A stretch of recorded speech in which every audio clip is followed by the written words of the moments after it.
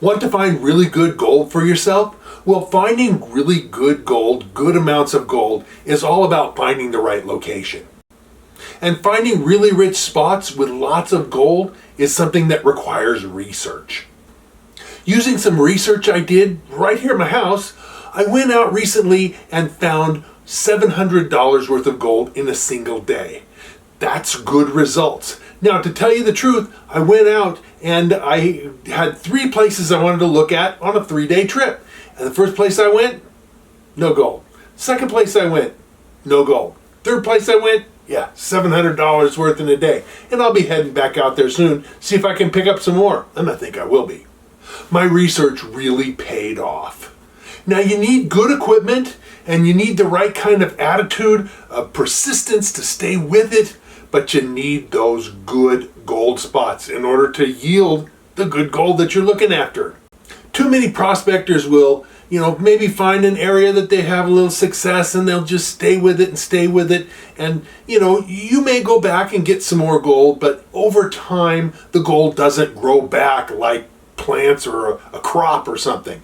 Once you take it out, along some streams, if you get big floods, you can get some of the gold back again. But in a lot of places, once you take it out, it doesn't come back. And so if you stick with the same spot over and over again, you end up getting less and less and less and less. And eventually you start getting skunked and you don't get any. And a lot of guys get discouraged by that and give up. And so you got to get out there and do research to find new patches. Finding new patches is hard. It's difficult. The research, that kind of stuff, it's too much like homework. A lot of guys will say, I've been out of school for decades. I don't want to start having to read stuff again for, figuring things out. And if you don't want to put in the effort, your chances are going to be less. And putting in the research to go out and figure places and then go out and explore, it's a lot more work. It's a lot more effort. Like I say, I had 3 places and I didn't know for sure that any of them were going to be gold rich, right? And so I went out to the first place and nothing. Second place, nothing. Third place, really good. But it might have been that the third place was nothing too. It happens that way. You just have to have persistence to stay with it. And to find new places, you need to search through books and through maps and other things. And, gold location books are really just the first part of your journey. Books that say, well, gold was mined in this area, in this area, in this area, in this area. They're often organized by state or by parts of states. And so let's take a look at books right now, some of the different kind of books that can help you to find new gold-rich spots, and you can have success prospecting for gold. So let's go over the location books from various places. Here are the location books for the state of Arizona. Gold Placers and Plastering in Arizona by Eldred Wilson. That's the one shown in the picture. And Placer Deposits of Arizona by Maureen Johnson. Both of these are downloadable for free off the internet. Next, we have the state of Nevada with Placer Deposits of Nevada by Vanderburg. That was written in the 1930s. Placer Gold Deposits of Nevada by Maureen Johnson. The ones by Maureen Johnson were all written about the same time in the late 60s and really were based on just a review of the available information over, by bibliographies and that sense of just the written information. Maureen didn't actually go out into the field and take data. And of course, in Nevada, there's various county reports by various authors. The first 2, Vanderburg and Maureen Johnson, are both downloadable for free over the internet. And then Placer Deposits of New Mexico by Maureen Johnson and Placers of Utah by Maureen Johnson. These are both part of that series, and both are downloadable for free over the internet. And then California. Of course, California, very famous for all its placer gold. The Gold Districts of California, Bulletin 193, that's really your key for California. It is also downloadable for free, but like the others, you can buy paper copies if you want. They are available.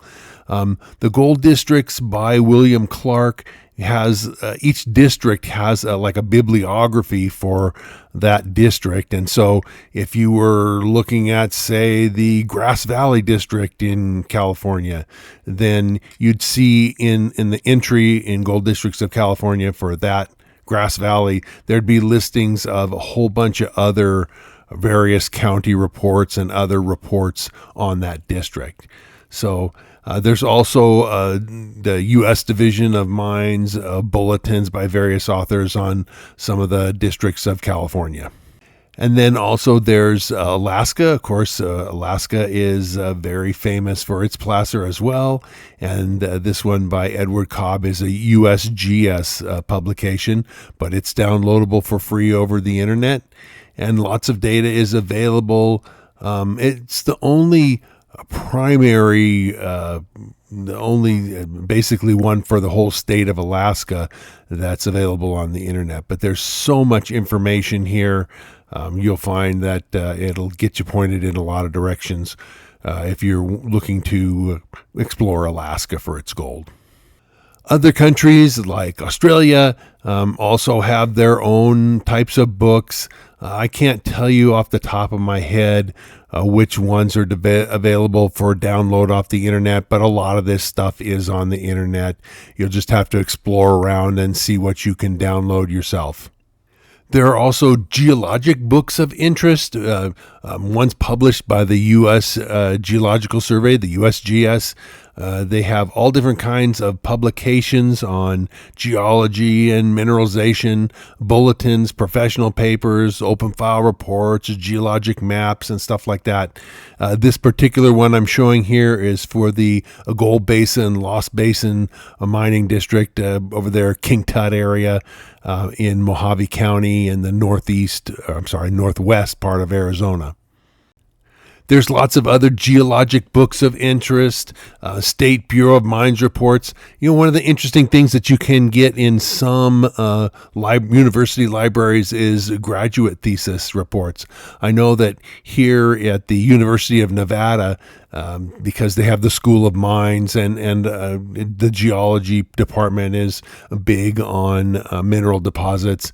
There's a whole lot of graduate, master's or doctorate thesis, and some of them are available at universities. Of course, the state office for the Nevada Bureau of Mines also has a lot of private geologist property evaluations that were sent in or donated to the Bureau of Mines, and you can download or see those. Some of them they have gotten to be on the internet now. There are also history books, state and local histories of mining. Sometimes they're personal accounts or old newspapers or old mining journals.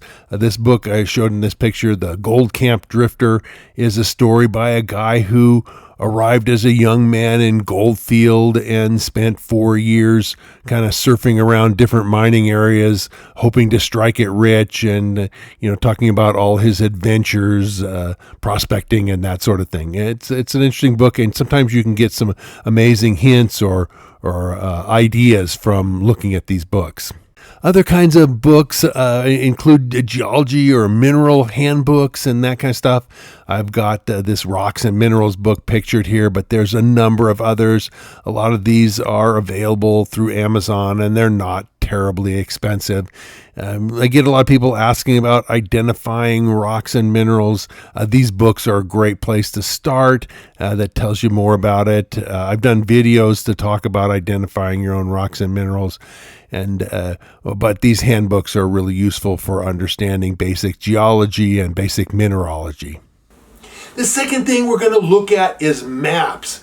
And this includes like topographic maps. Of course, those are one of the key ones. Geologic maps, satellite photos or aerial maps, kind of like you'd get off of Google Earth. I know they're really not maps, they're more of a photo, but I'm going to treat them like maps because the information that you see on Google Earth is a lot like what you'd see on a map, where there are roads, where there are streams, where there are old workings, that kind of stuff. It's what you'd see on a map, although the aerial photos are definitely different than what you're going to see on a topo map. And then the other thing we're going to talk about is a new one, lidar. Now, some of you may have heard of it and may be familiar with it. Others of you may not. It's an up-and-coming thing. It's still a little bit difficult to get really good lidar information. We're going to talk all about it as we go through the maps section here. Maps are really essential to your prospecting. So let's take a further look at maps and see more about it. Maps are a really important source of info.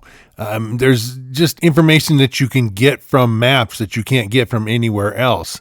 I mean, maps can show locations of things, where rivers bend or streams bend, where streams come together, that sort of thing, where old mining areas, large placer areas were. And maps can be obtained from a lot of places. These days, a lot of stuff is on the internet. A decade ago, 20 years ago, there wasn't much on the internet, but there is now. Of course, there's books of maps, and of course, libraries and state GIS archives, maps and surveying stores. There's not that many of those. In the old days, I bought a lot of topo maps from surveying stores. Those are, most of them are out of business. There's mapping software and other sources. So a lot of places where you can find maps. So topographic maps, they come in a bunch of different sizes. Their sizes are rated like some number to 1. So, and this one, 100K, 100,000 to 1. So for every foot on the map, it's 100,000 feet in real life. So that's what those scales mean. It's 100,000 to 1. So this is an official USGS map showing the topography. This is a White Elephant Wash. It's a placer area in Mojave County and northwestern Arizona. And, the bigger scale mines, of course, they cover a much larger area. And then, a lot of the really small features are not plotted. You can get roads and things like that, but, there may be a whole lot of little prospects here that just aren't shown on a map like this. There's some detail.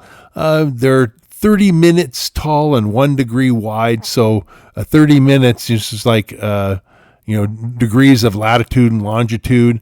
Well, 30 minutes is half a degree and so it's half a degree tall by 1 degree wide. And like I say, many of these can be downloaded from the internet. There's also smaller scale maps. This is 24K to 1. Sometimes called a 7.5 minute map. There's various grid systems. This one shows a grid that's numbered 26. Well, that's part of the federal land survey.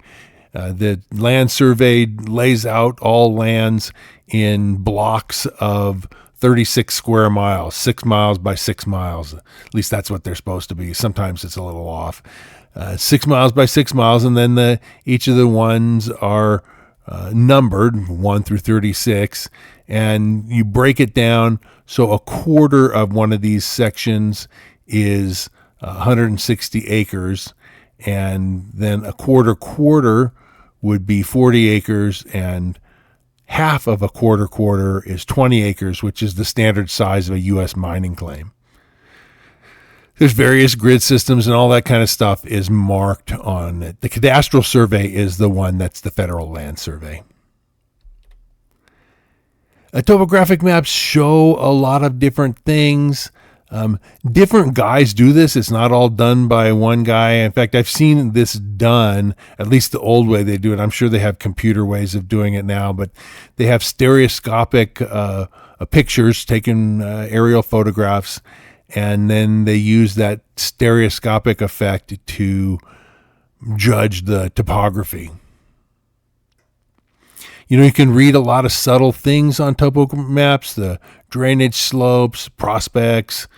At the bottom of this map is marked the alpha diggings, which is a large hydraulic area. I've actually gotten a few little pieces of gold from the alpha diggings in the past.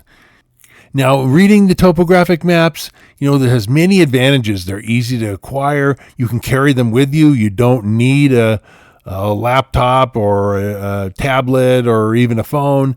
You can take a piece of paper and walk around. And so they're easy to acquire and read. And they have various grids that can help you, know where you are. Like I say, the disadvantages include that different makers produce different qualities. And in fact, over time, I think the direction that the government gives to the people who make these maps has changed. I think way back when the instruction was to, everything you can see, you put that on the map. And these days, I think they get instructions that, don't put mines or little prospects on the map, or at least avoid that as much as possible. Because if there's a mine showing on the map, well, somebody will want to go out there and then they'll fall in and die.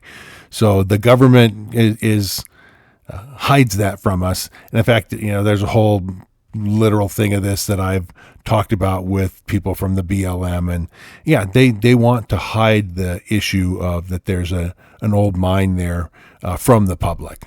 So and sometimes older maps can actually be better, older topographic maps.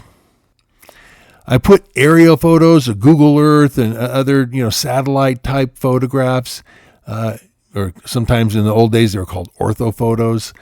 They have a lot of information. Of course, you can see where trees are and various things. And I can tell you that there's just a whole lot of information on some of these maps that you can see that will tell you things you just can't find on a topo map.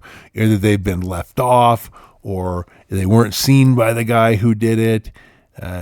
In this one, you can see a road that goes from right to left or left to right that goes up and down, and then there's a stream along there. And I can tell you that the road, even though it's big and wide and obvious, that's not shown on the topo map for the area. So sometimes when you look at an area and you think, man, that would be hard to get into there, there may be a road that's easily accessed that you just, you don't see on the topo map. And so it's worth downloading these. And I can tell you that, 15 years ago, Google Earth, there wasn't a lot of stuff out in the more rural areas, the areas where most of the mines are.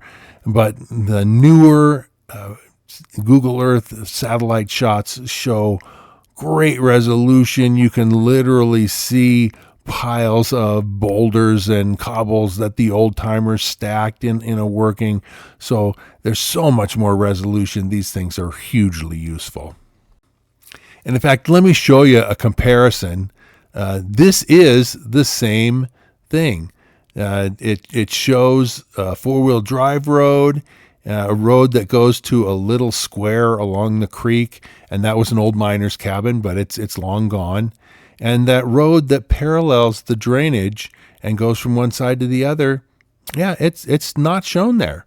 And so it's easily accessible from a good road. But if you were just to look at the topo map, you'd think, oh, there's a nasty four-wheel drive road, and that's the only way to get in. Yeah, not true.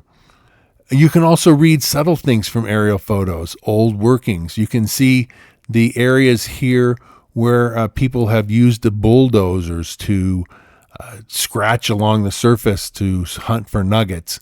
So you can see quite a bit of bulldozing has been done in this area. And then here's what shows on the topo map. And you see none of that, the areas that were bulldozed or anything else. You see a few roads that go through.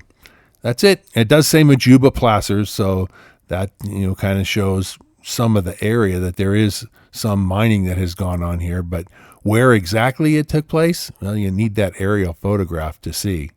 You can certainly sometimes recognize patches by aerial photographs. This actually shows one of the West's largest finds that were made with metal detectors. And like I say, hundreds of ounces were discovered. And they're, that was, done with metal detectors and bulldozers. But here's what the topo map shows. It just shows that there were little prospects and stuff. Now, the topo map may well have been drawn up long before that discovery was made. I don't know what the date on this topo map is. But it looks interesting, but doesn't really give you a clue as to what's really there. And so combining topo maps with the aerial photos, things that you get off of Google, can be really useful. Here's another one that shows a huge area that was worked by a bucket line. This is old dredge tailings. It shows that there was a large area worked here for gold with a dredge. And yet, if you look at it on the topo map, there's nothing that would indicate that. There's just showing that there's a stream there. So using the aerial photographs will allow you to actually essentially visit the property, at least in a superficial way, and see what's there before you actually have to drive out and explore. Another type that can be really useful is geologic maps. There's lots of different kinds and different qualities and accuracies and scales. They're done for various reports and that kind of stuff. And, like I say, the accuracy of some of the geologic maps varies. Some of them are great. Some of them are, they're okay. But it'll help you recognize rock types in the field. If you go out to a certain area and it says, oh, well, the rock here is a schist. Well, then, if you are there on the map, you can look at the rock and say, oh, yeah, this is a schist. It really is.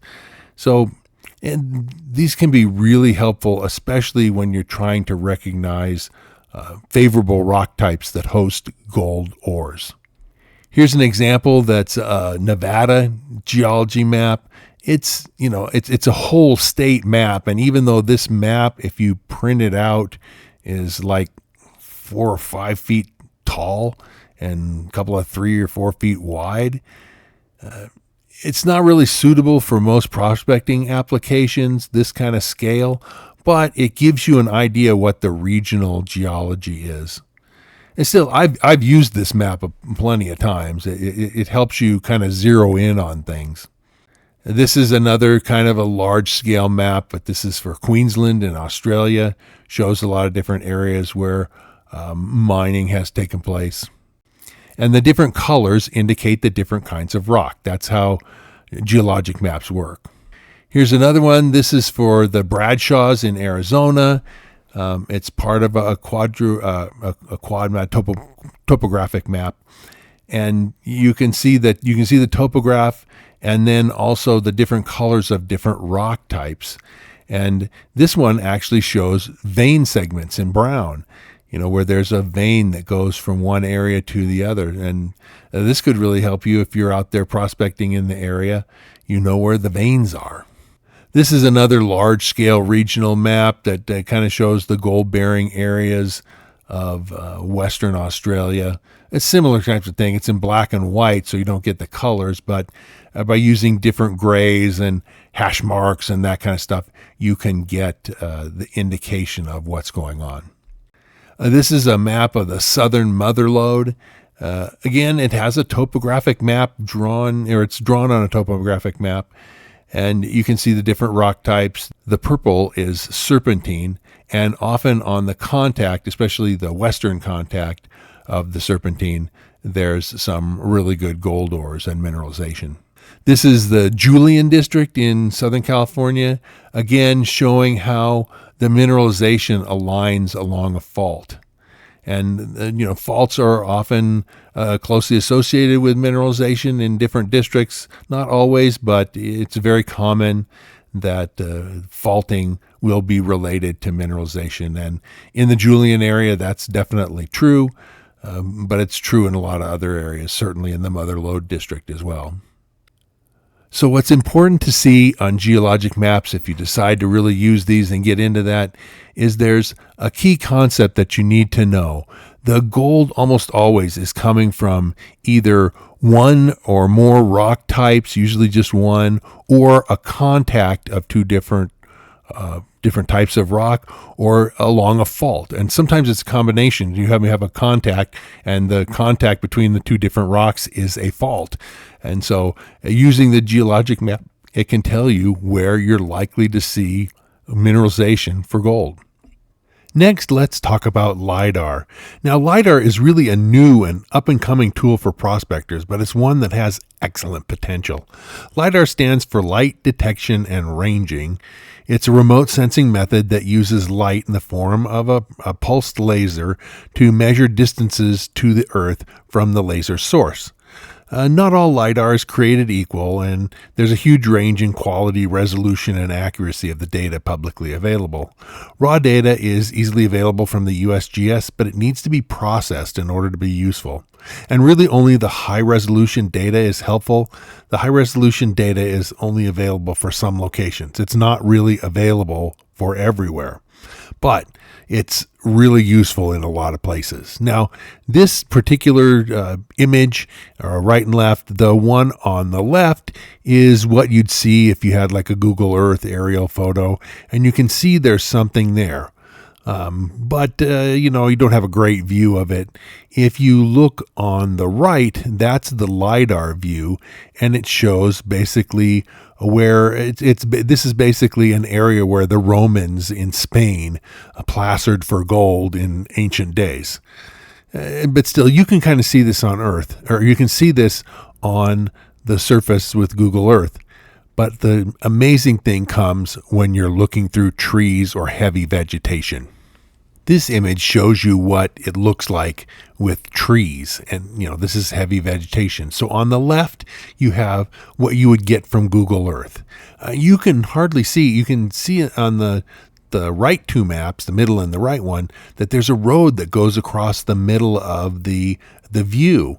And yet on the Google Earth view, you can barely see that road as it goes across the middle of the map. You can't see any kind of workings or anything. Now, maybe if you were on that road, you would see a little bit of the workings, but maybe not, because maybe it's too overgrown and there's too many bushes and trees in the way, and you just wouldn't see it. In the middle is the lidar version. And now you can see all these surface disturbances. And as you learn to read these lidar maps, they really tell you where old timers did work, even when you can't see it because of trees and other overgrowth. On the far right is a colorized version that shows you what they are. The areas outlined in red are areas where there are workings. The blue and green lines are areas where they had trenches and ditches to bring water to their workings. And then the one pink area, the small pink area, is a water storage, a little water storage dam that they had to store water for their sluicing and other operations. Basically, this was probably a ground sluice type of thing, low pressure, hydraulic mining type of stuff. And so, you look at the one on the far left, you can't see anything. And yet, in the middle, you can see with LiDAR that it's obvious. LiDAR sees through trees. That's the big bonus with LiDAR. I'm going to be doing a video more on LiDAR in coming weeks and months, and how to take the raw data and process it, because the raw data is really just numbers. You need a computer program to process it into these shaded gray images that you see on the middle and the right.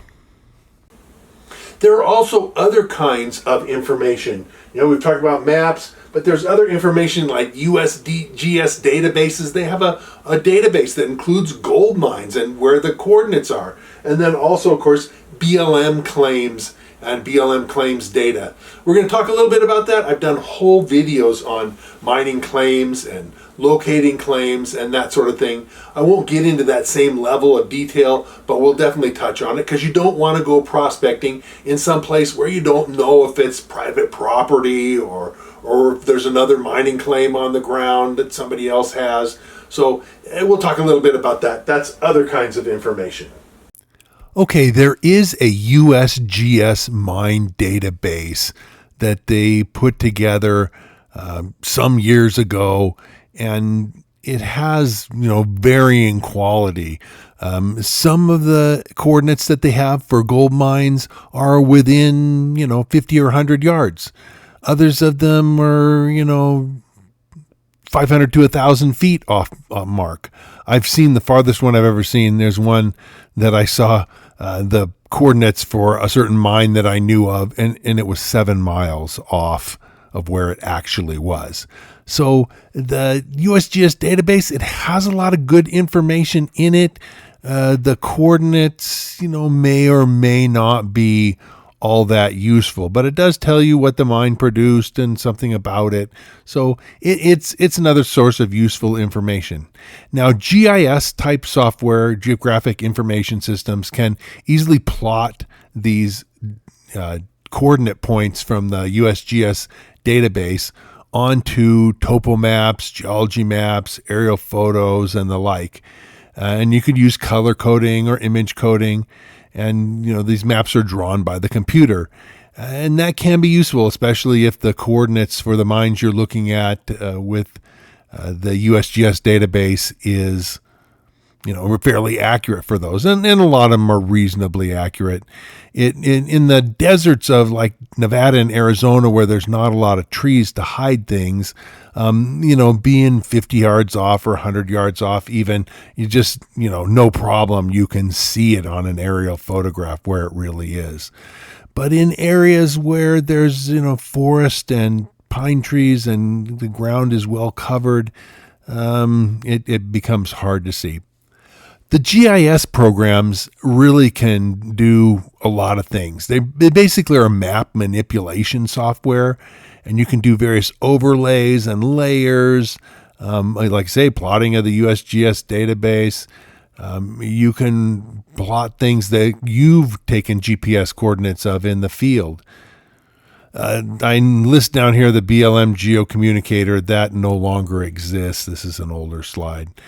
But the GIS software, it used to be that there was only expensive ones that you would pay a lot of money for. And, there's now much less, there's free versions that do a lot of the different things that GIS software is known to do. In this particular image, I've plotted a topo map that does have some property boundaries over an area that was mined heavily in the 1800s, some placer mining area. So, this kind of stuff, this kind of overlay can be really useful. This is actually a type of GIS type program that generates this type of map. This is the part of the BLM mineral and land record system. And what this is an overlay showing where claims are on underlying land below. And there's a map here that has those survey square mile sections, and then it divides it up into fourths, and hashes going one way indicate placer claims, hashes going the other way indicate lode claims. And if you see the hashes going both ways, well, that means there's both placer and lode claims in that quarter section. This is a rough and dirty way of seeing real quickly if there's claims in a certain area. This map, although you may not be able to see it, covers Downeyville and Goodyear's Bar along the North Fork of the Yuba River. You could check and see where claims are. And just because it shows that there are some claims in a quarter section does not mean that there's no open ground. It just means that there's at least one claim. And so there may still be some open ground that could be claimed. More research would be necessary. But this is at least something that can get you started and get you to see where you're at and what the possibilities are. And it's very available. And like I say, I've done other videos of how to stake a mining claim and how to review mining claim records. This is just touching on how you could do a quick and dirty check to see what the claim status might be. Next, we'll take a look at figuring out some prospecting ideas and kind of starting to put some of this stuff together. So let's talk about some ideas of ways to use all these maps and old reports and everything else to get yourself onto some good gold. When I read the geologic reports and stuff, I try to find where the gold is coming from. And that's a key concept, whether it's a certain type of rock or a contact or a fault zone. This is an important thing for you to know. Areas adjoining to old districts. A lot of the time, you'll get reports about the heart of a district, but, the mines will kind of thin out going outward. So you can get out on the outskirts. You may still find some really good gold, but not right in the heart. So that's an interesting thought. You learn the source of a gold for a region and then look for similar geology nearby. Here's an example from the King Tut Gold Basin area. Okay, so I'm using a geologic map to look for the same geology, right? And it turns out that the gold in the Gold Basin, King Tut kind of area is coming from a rock called XM on the map here. It's kind of a light green, and you can see there's bits and pieces of it spread all over the map. XM, it's basically schist and gneiss, And there's both placer and lode mines in these kinds of rocks, and both here and across the border to the north and northwest in Nevada as well. Now, the King Tut area and the Gold Basin area are well known and well explored, but you'll notice that on the highway that heads northwest, southeast, there's some areas in the Black Hills further west. And you know, not a lot of people think about that, but hey, there's exposures of that rock. It's near a known gold area, and you know what? There's gold over there.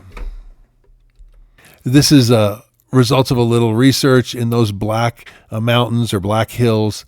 There's hard rock areas, little gold mines, and I know of a guy who's found some really nice patches of nuggets over there. It's the same geology, the same kind of rock, and you know, there's probability of undiscovered placers over there because it's the same type of geology. And that's someplace where you need to get out and do some more research and exploration looking for the gold that's there that nobody really thinks about.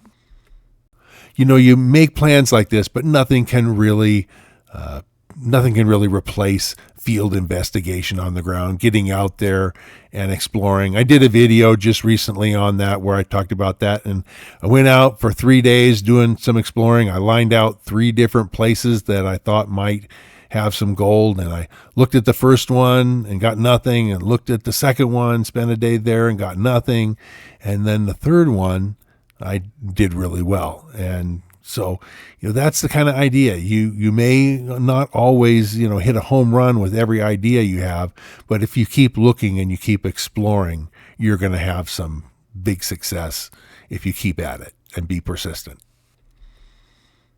You know, one of the ways to explore is to, you know, use some of these maps and come up with coordinates, latitude, longitude, or something like that, and then actually put yourself at that spot in the field.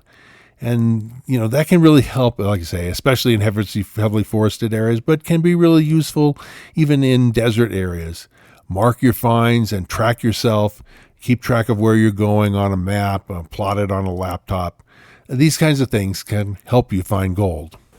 Next, I want to take a look at a real life example. So, you know, it's if you were, you know, setting out, especially if you were in Southern California, this would be a good place for you to start looking. And so we're going to take a look at the Ransburg and El Paso Mountains area, a very popular place. So the example we're going to do is the Ransburg and El Paso Mountains area. This is a very well-known placer and hard rock area in the desert north of LA. It's productive to metal detectors, you know, dry washers also. I used to dry wash there when I was, you know, lived in the LA area when I was much younger. The geology I found out at Ransburg in Stringer, which is adjoining, is distinctly different from the El Paso Mountains, the Summit, and Goler Gulch area. Now, this area produces some really big gold. This is a 156-ounce nugget, and it's the largest I know of that's been found with a metal detector in California. It came from the Stringer area. So what did I do to research this area? Well, I grabbed my copy of California Bulletin 193, which is Gold Districts of California, and looked up what it said about both Ransburg, because that's one district, and then the El Paso Mountains, which is actually a second district. So there's information on both. I went to the library and got some of the old reports. Some of them are online now. You probably could get them just searching on Google. And I made copies of some of the geologic maps that I downloaded off the internet.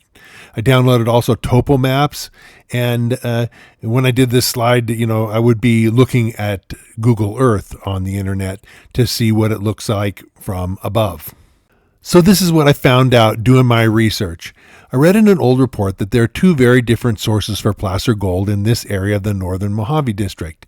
And there's some of the placers are associated with the lode deposits, with the little quartz veins, and some of them, decent sized quartz veins in an ancient, what they call a Precambrian schist with granitic intrusions in it.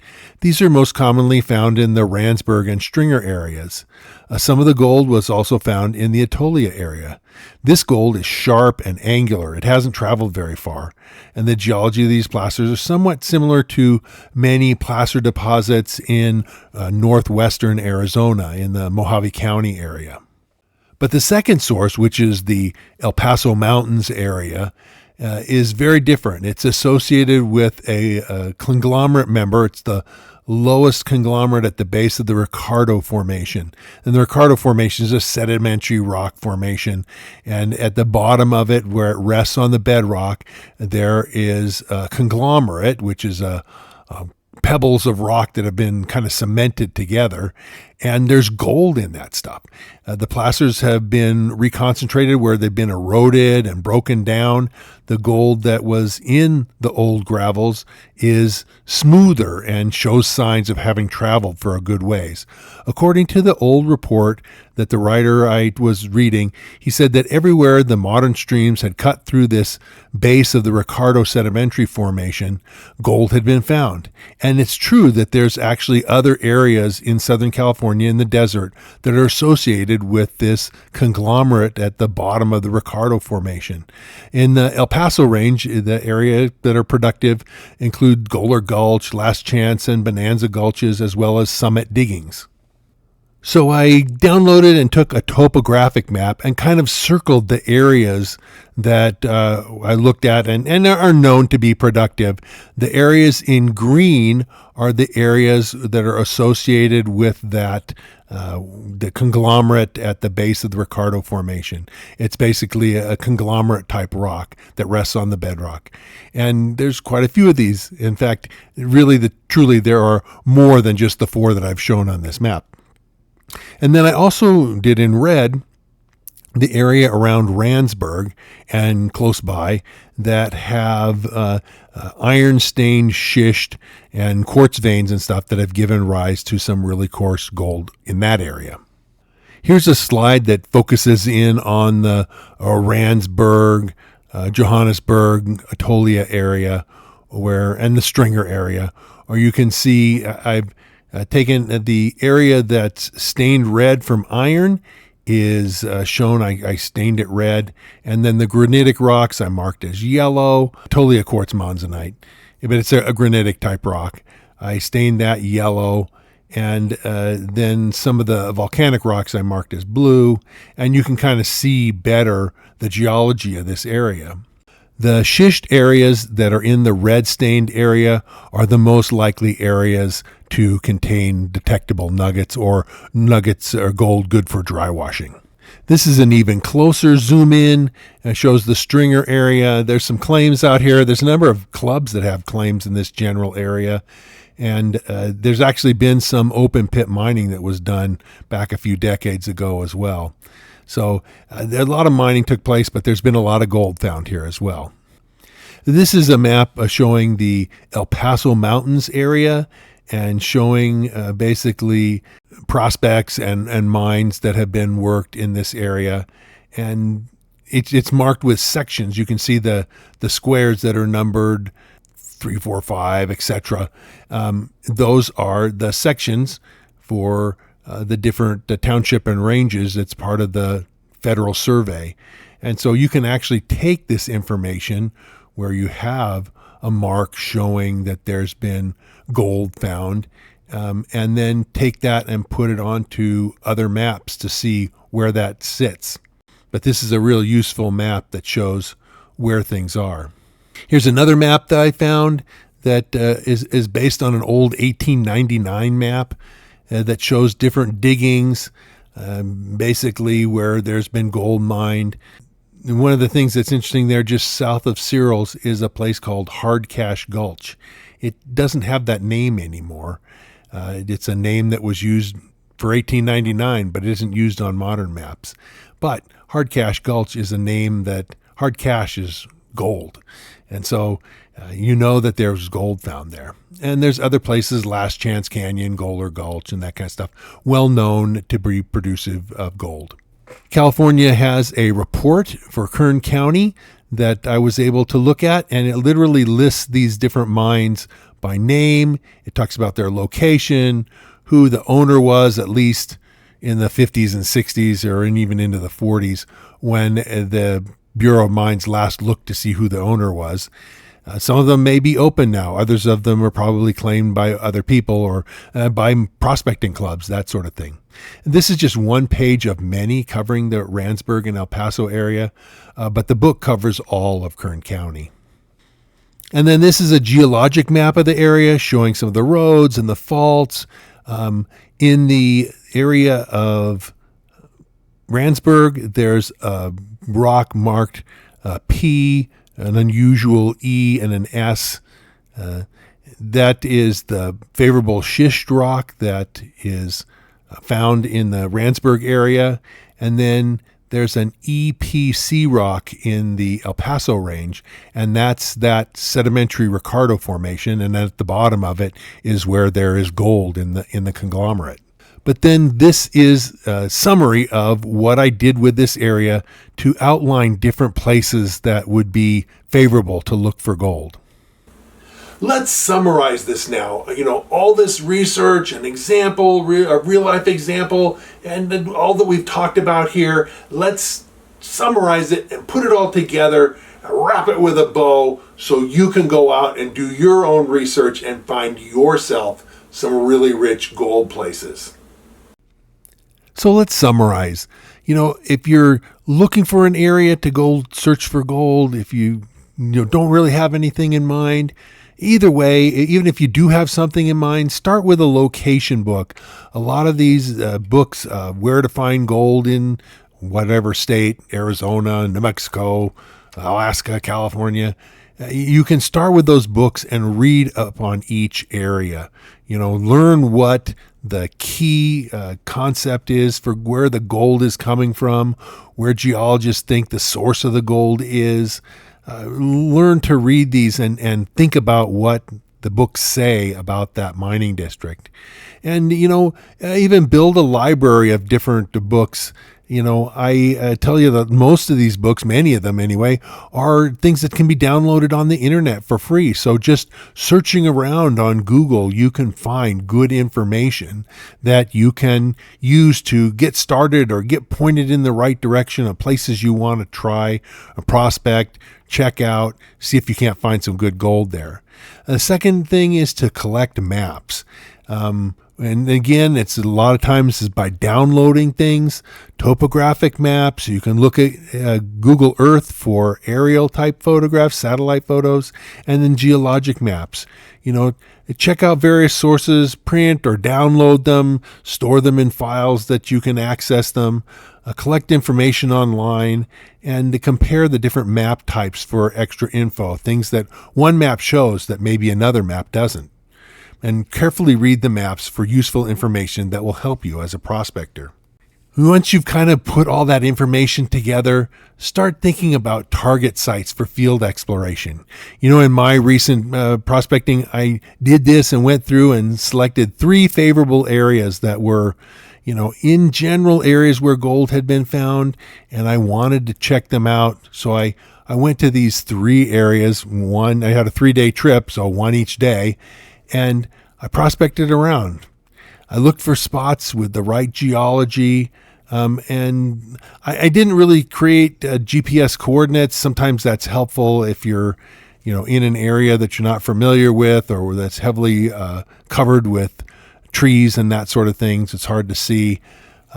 I was able to find areas and go to my selected targets and just go around there and check out them with my metal detector to see if I couldn't find any gold. And of course, on the 3rd day, I got real lucky and hit some nice gold. I picked up over $700 in a day, and I'll be, of course, back out there hoping to get good yield in searching with my metal detector through that area more and more. And it's important, like I say, to do that field exploration. If you research at home, but you never get out in the field, you're you're not gonna have any success if you never actually get out there and start exploring. And like I say, don't stop at the first one. Keep looking. If I'd have stopped at my first one, I'd have given up. If I stopped at the second one, I'd have given up. At the third one, I found some nice gold. And there's no guarantee that the third one or the fifth one or the 10th one is going to be productive. You just need to keep looking and learning and growing as a prospector. Determine if the detectable gold is present by your exploration. And once you find a nice new patch, well, then dig in and start analyzing it, figure out where the gold is, and just reap the harvest. Now, finding gold is a skill. It takes knowledge. It takes understanding. And, just owning great prospecting equipment, that's a great start. Having a good attitude, that's a great start. But having the right knowledge is what makes the difference. It's like, if I went out and bought a set of pipe wrenches and some other tools, that wouldn't make me a journeyman plumber. No, the journeyman plumber is a journeyman because of what he knows about plumbing repair, about plumbing installations, and that sort of thing. It's his knowledge. His tools are important. He uses them, but without the knowledge, he would be lost. And so that's what my book is about, and I'm going to tell you a little bit more about my book right now. This is my book, Fistful of Gold. It's an encyclopedia of everything you need to know to go out and find gold for yourself. It distills down my 45 years of experience out in the field prospecting, as well as my degree in mine engineering. It's, like I say, an encyclopedia. There's a lot to it. It's over 250,000 words long, hundreds of pages with hundreds of illustrations, teaching you what you need to know about geology, about mining districts, about techniques of finding gold. It covers metal detectors, sluicing, panning, dry washing, high bankers, you name it, it's covered in there. It talks some about platinum and diamonds, but it's mostly about gold because gold is more widespread. It is not so much a book about where to find gold, but a book about how to find gold. Because even if you have a location where gold was mined in the past and you go out there, well, where should you look to be successful in your prospecting, to find the gold that's there? This is the book that's going to tell you that information. I spent most of 10 years writing this book, so I thought a long time about it. It's got, like I say, lots of information and lots of illustrations, and I've had results from people who bought it. It's available on Amazon, but I recommend buying it through High Plains Prospectors, and I'll put a link in the description for buying this book through them. They have a better price than Amazon, and I have a special deal that I'll tell you a little bit more about, where you can get a 5% discount from the price even with that. On Amazon, the book rates a 4.7 out of 5, which means that of all the people that have bought it, they've been really highly satisfied, and I think you, if you buy my book, will be just as highly satisfied as well. Now let's talk a little bit more about High Plains Prospectors. They're a prospecting shop, a mail order prospecting shop that I've partnered with. The deal is that I can get you a 5% discount, a coupon code, and I'm going to put the code to that right here. It's just Chris Ralph, all caps with no space between Chris and Ralph. You put that in there as a discount code and you'll get 5% off their already really good prices. I think it's a great deal where you win by getting a discount, I get a little percentage of that, and they get new business. So if you need prospecting supplies, High Plains is really the way to go. And I'll put information, like I say, in the description more about how you can work with them, because I'm working with them. They really are great guys, a great company. For even more information, I also have a website, and I'm going to show you my webpage and talk a little bit more about that right now. This is my webpage. It's located at NevadaOutbackGems.com. You can Google it, or I have a link down in the description below. But there's lots of information here, miscellaneous stuff, pictures, some historic information as well, stories. It's got a lot of great fun stuff. You'll probably be interested in it. Now, on all of my YouTube videos, I encourage you guys to ask questions. If you have thoughts, comments, suggestions for things that I ought to look at in my videos, things that you want to find out more about, and I answer 100% of my questions. There's not very many YouTubers out there that answer 100% of their questions. I'm one of the few. And so I will do my best to answer what you have. I mean, I only can write so much. Sometimes the answer is something where I'm going to recommend that you buy the book and read about it. I also ask that you subscribe to my channel, click the bell notification so that every time I come out with a new video, you'll be able to watch it. And like I say, I cover a huge amount of topics. I also have 250 videos that I've already done. And so you can go back through my catalog of videos on YouTube. I'm sure there'll be many videos there that you'll want to take a look at, especially if you have any interest in gold or platinum, diamonds, gemstones, geology, and that sort of stuff. My YouTube site is going to be right up your alley. So I'll see you again real soon. We'll be out in the field and back in the office at the whiteboard, and whether we're looking at gold or platinum, diamonds, gemstones, or other interesting geology, it's going to be fun. You're going to enjoy it, and we'll see you again real soon.